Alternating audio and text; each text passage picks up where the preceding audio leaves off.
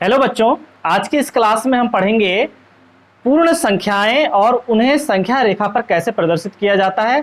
किसी पूर्ण संख्या को संख्या रेखा पर प्रदर्शित करना चाहें, इस तरह से हमारे पास यह होता है हमारा जीरो, और इसके दाईं ओर होती है धनात्मक संख्याएं 1 2 3 4। ऐसे ही समान अंतर से हम धनात्मक संख्याएं लेंगे और इसकी बाईं ओर हम ले सकते हैं ऋणात्मक संख्याएं लेना है। ऋण 1, ऋण 2, ऋण 3, ऋण 4 और आगे भी और बढ़ते ही जाएंगे।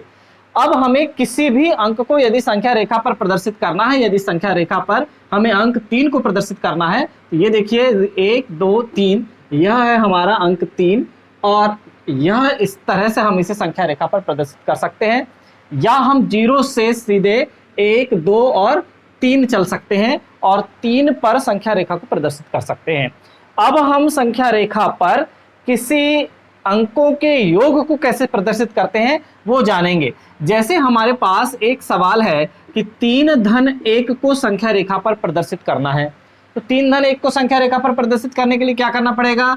3 को प्रदर्शित करने के लिए पहले 0 से हम कहां पहुंचे? 3 पर पहुंचे और 3 से फिर 1 आगे बढ़ जाएंगे। ये देखिए 1 आगे बढ़ गया तो कितना पहुंचा? 3 धन 1, और 3 धन 1 पर वास्तव में पहुंचने के बाद हम कहां पहुंच गए हैं?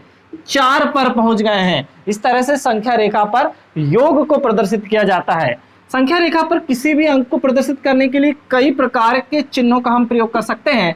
जैसे कि हम 1 2 3 4, यहाँ -1 -2 -3, -2 को यदि हमें संख्या रेखा पर प्रदर्शित करना है तो हम सीधे सीधे इसे यहाँ पर इस तरह से -2 को प्रदर्शित कर सकते हैं, घेरा लगा सकते हैं, उस पर इस तरह से गोला ला सकते हैं और यहाँ पर एक बड़ा सा तीर, डार्क तीर भी बना सकते हैं। इस तरह से हम संख्या रेखा पर किसी अंक को प्रदर्शित करते हैं। अब हमें इस संख्या रेखा पर 4 धन 5 को प्रदर्शित करना है।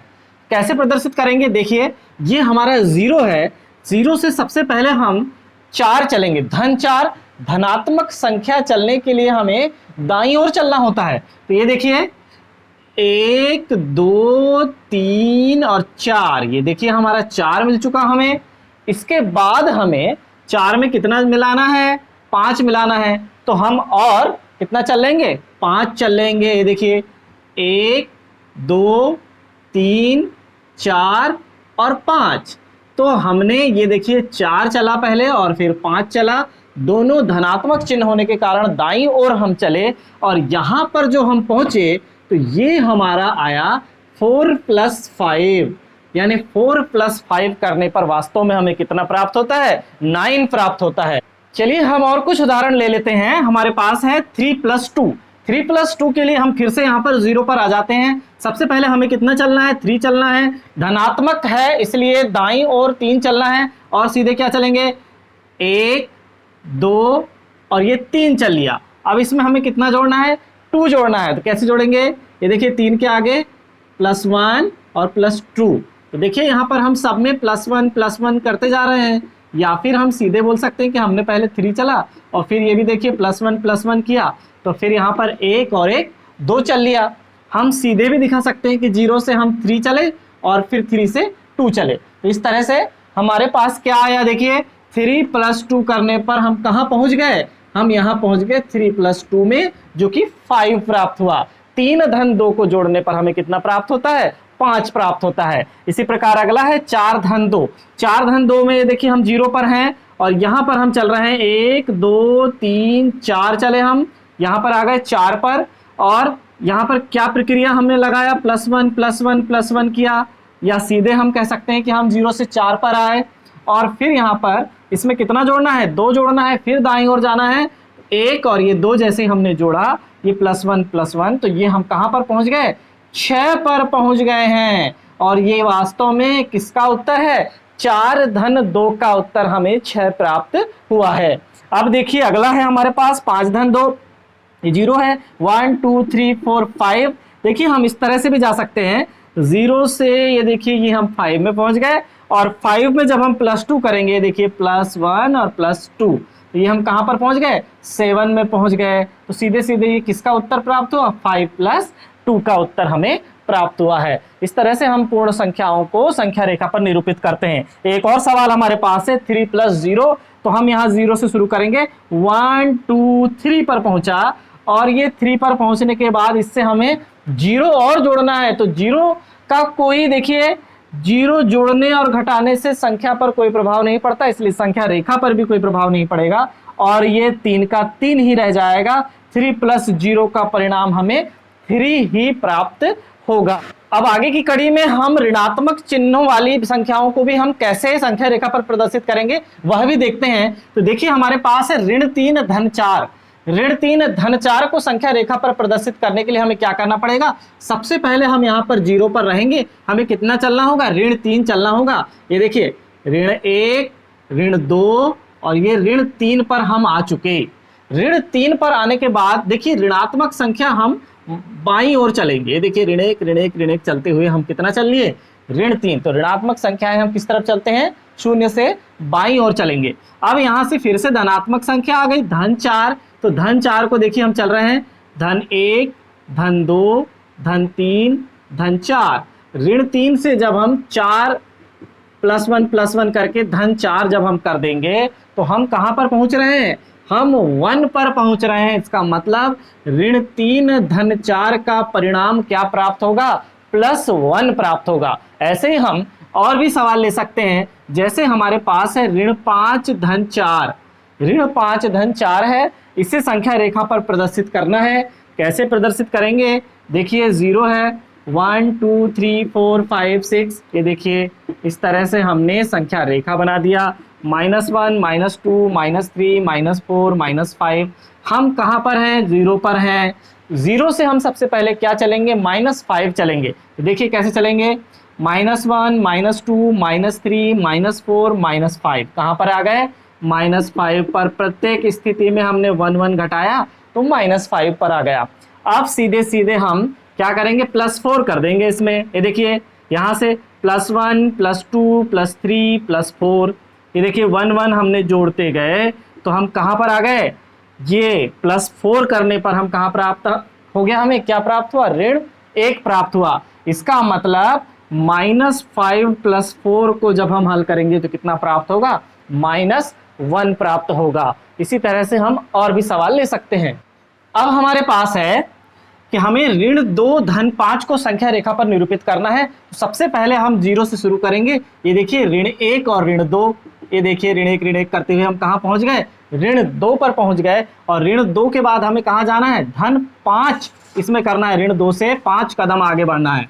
1 कदम 2 कदम 3 कदम 4 कदम 5 कदम। ये देखिए धन 1 धन 1 धन 1 धन 1 धन 1 करते हुए 5 कदम हम चलकर कहाँ पर आ गए? 3 पर आ गए। इसका मतलब ये है कि ऋण 2 कदम चले और धन 5 कदम चले। 2 कदम पीछे आकर यदि 5 कदम आगे बढ़ेंगे तो हम कितने कदम पर होंगे? 3 कदम पर होंगे। इस तरह से हमें धन 3 प्राप्त होगा। ऐसे ही हमारे पास है ऋण 3 और ऋण 2। इसे संख्या रेखा पर प्रदर्शित करने के लिए हमें सबसे पहले 0 से, ये देखिए ऋण 1 ऋण 1 ऋण 1 ऋण 2 ऋण 3। ये देखिए ऋण 1 ऋण 1 ऋण 1 3 बार किया तो ऋण 1 हुआ, फिर ऋण 2 पर आए, फिर ऋण 3 पर आए, आ गए ऋण 3 पर। इसके बाद हमें ऋण 2 और करना है। तो देखिए फिर से ये ऋण 1 और फिर ये ऋण 1। ये अब हम कहाँ पर आ गए? ऋण 5 पर आ गए। यानी हम ऋण 3 और ऋण 2 करके कहाँ पर प्राप्त हो रहे हैं? हमें क्या प्राप्त हो रहा है? ऋण 5 प्राप्त हो रहा है। 2 बार लगातार ऋण होने के कारण हमने दोनों बार बाईं ओर ही चले हैं हम। और दाईं ओर कब चलते हैं? जब हमारे पास धनात्मक चिन्ह होता है। यदि दोनों बार हमारे पास ऋणात्मक चिन्ह था तो दोनों संख्याएं हम बाईं ओर ही चले। अब ये 0 है, 1 2 3 4 5 6 7 चल लिया। और उसके बाद हम क्या करेंगे? ऋण 2, इसमें से 2 कम कर देंगे तो ऋण 1 ऋण 2। कहाँ पर आए हम? 5 पर आ गए। 5 पर आए, कैसे आए? जब हम धन 7 चले और ऋण 2 चले, यानी 7 ऋण 2 को हल करने पर क्या प्राप्त होगा?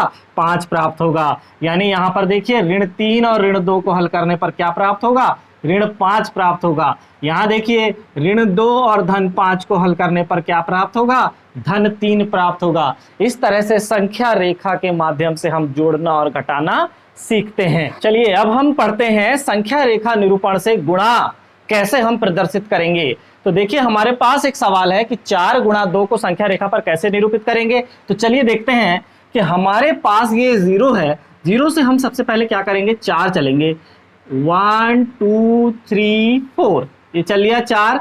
इसे हम इस तरह से एक बार बड़े रूप में दर्शा देते हैं कि ये जो 4 है, इस 4 4 के खंड हमें कितने बार चलना है, 2 बार चलना है। ये देखिए 0 से 4 तक 4 का एक खंड आया और 4 से फिर 8 तक 4 का दूसरा खंड आया, ये +4 +4। तो ये कहने का मतलब 4 को 2 बार जोड़ा गया है। 4 गुणा 2 का मतलब होता है 4 धन 4 करने पर हमें 4 गुणा 2 प्राप्त होता है। अर्थात ये देखिए 4 धन 4 हमने किया यानी 4 गुणा 2। यदि हम 4 धन 4 धन 4 करते हैं यानी 4 कितने बार है, 3 बार जुड़ रहा है, तो 4 गुणा 3। इसीलिए हमने क्या किया, हमने 4 गुणा 2 को प्रदर्शित करने के लिए 4 को 2 बार जोड़ दिया है। तो इस तरह से क्या प्राप्त होगा, 4 गुणा 2 करने पर हमें क्या प्राप्त होगा, 8 प्राप्त होगा।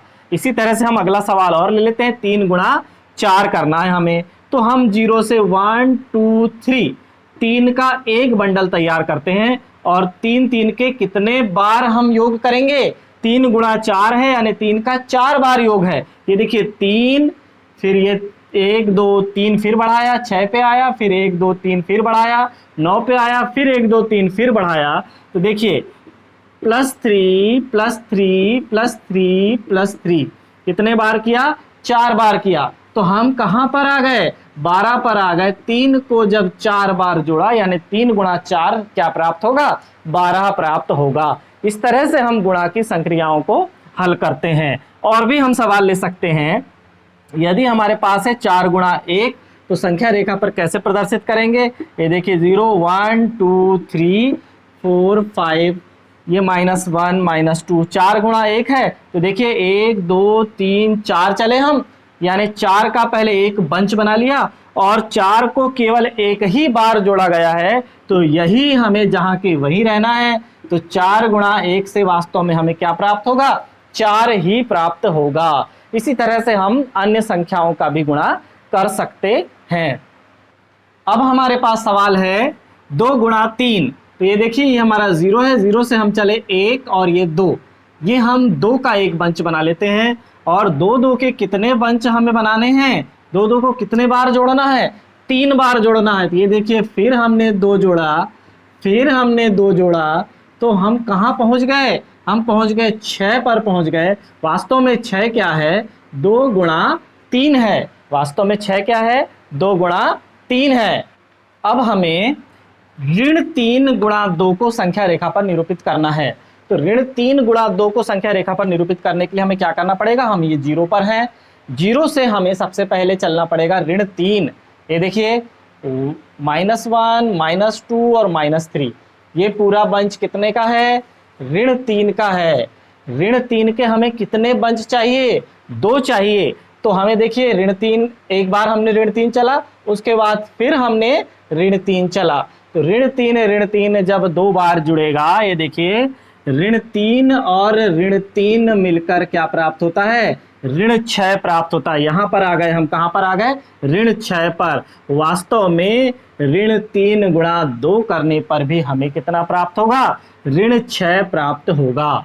ऋण 3 गुणा 2 करने पर भी हमें ऋण 6 प्राप्त होगा। अब हम जानेंगे कि भाग को संख्या रेखा पर कैसे निरूपित किया जाता है। हमारे पास एक उदाहरण है 9 भागित 3। 9 को जब हम 3 से विभाजित करेंगे तो किस तरह से संख्या रेखा पर निरूपित करते हैं। हम वास्तव में कहां पर रहेंगे, इस 9 पर रहेंगे। देखिए हम 9 पर पहुंच चुके हैं और 9 पे जब हम 3 का भाग देंगे, इसका मतलब हमें 3 3 के समूह बनाना है। कितने कितने के समूह बनाना है, 3 3 के समूह बनाना है। तो देखिए 1 2 3 पहला समूह बनकर तैयार है। ये हम 3 का समूह बनाएंगे। जब 9 में से पहला 3 घटेगा तो कहां पर आएंगे, 6 पर आएंगे। फिर दूसरा 3 घटेगा तो कहाँ पर आएंगे, 3 पर आएंगे, देखिए -3 और जब तीसरा 3 घटेगा तो कहाँ पर आएंगे, 0 पर आएंगे, यानी ये -3। शून्य शेषफल हमारे पास कब बच रहा है, जब हम 3 को कितने बार घटा रहे हैं, 3 बार घटा रहे हैं, अर्थात 9/3 पर भागफल हमें क्या प्राप्त होगा, 3 प्राप्त होगा। क्योंकि सतत घटाने की प्रक्रिया क्या कहलाती है, भाग। सतत जोड़ने की प्रक्रिया गुणा कहलाती है ना, इसी प्रकार सतत घटाने की प्रक्रिया भाग कहलाती है। 9 में से ये देखिए पहला बंच, दूसरा बंच और तीसरा बंच, 3 भागों में घटाने की प्रक्रिया हुई है, इसलिए यहां पर 9/3 का मान 3 प्राप्त हो रहा है। अब देखिए हमें 8/2 को संख्या रेखा पर निरूपित करना है, तो सबसे पहले हम कहां पर होंगे, 8 पर होंगे। और 8 से हमें कितने के बंडल बनाना है, 2 के बंडल बनाना है। ये देखिए 1 और ये 2, इन 2 का हम एक ही बंडल बनाएंगे और सतत अब 2 हम घटाते जाएंगे। ऋण 2 किया, फिर ऋण 2 किया, फिर ऋण 2 किया और फिर ऋण 2 किया। ये देखिए ऋण 2 की प्रक्रिया 1 2 3 4 बार की गई। सतत घटाने की प्रक्रिया 4 बार की गई, अर्थात 8/2 का मान कितना प्राप्त हुआ, 4 प्राप्त हुआ। और यह शेषफल 0 है कि जब तक हम शेषफल 0 तक नहीं आ जाते, यहां पर हम इस तरह से तीर बना देंगे, जब तक हम शेषफल 0 तक नहीं आ जाते तब तक प्रक्रिया चलती रहती है और इस तरह से पूर्ण संख्याओं का इस तरह से भाग दिया जाता है। और भी हम सवाल ले सकते हैं, जैसे कि हम यहाँ पर ले लेते हैं 12/4। 12/4 हम ले लेते हैं, ये हमने बना दिया संख्या रेखा 1 2 3 4 5 6 7 8 9 10 11 12। ये देखिए अब हम 12/4 को हल करेंगे तो क्या होगा, हम सबसे पहले 12 पर हैं, 1 2 3 4 का हम एक बंच बना लेंगे, क्योंकि सतत कौन घट रहा है, 4 घट रहा है। ये देखिए ये -4 एक बार घटाया, फिर -4 एक बार और घटाया और फिर -4 एक बार और घटाया, 1 2 3 बार -4 घट गया, इसलिए यहाँ 12/4 का भागफल हमें कितना प्राप्त होगा, 3 प्राप्त होगा। इस तरह से हम संख्या रेखा पर भागफल को प्रदर्शित कर सकते हैं। तो हमने आज सीखा संख्या रेखा पर जोड़ना को प्रदर्शित करना, घटाना को प्रदर्शित करना, गुणा को प्रदर्शित करना और भाग को प्रदर्शित करना। आज की क्लास हम यहीं समाप्त करते हैं। धन्यवाद।